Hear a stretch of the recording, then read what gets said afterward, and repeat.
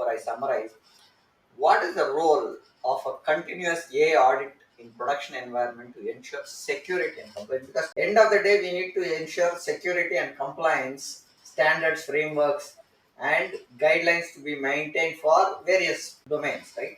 So, how do we look at this continuous AI auditing in production environment for compliance and So this security? is the last question, and I may feel it might be slightly controversial because what I feel, I studied ISO 42001, I studied European Union's AI framework, I studied those things, but what I feel is it's quite outdated, really outdated, and I don't think they are up to the mark to meet the security requirement of how the AI nature is getting changed.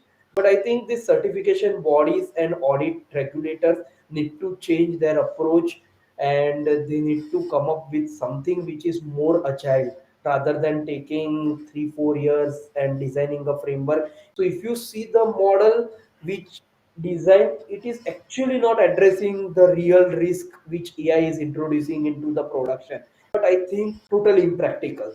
Being in a startup, working on AI based system where AI is the core and many things are getting built around it. Okay, we might need to do this kind of certification if our enterprise client asks, but that is just for the compliance purpose. It is not addressing the actual risk of the thing.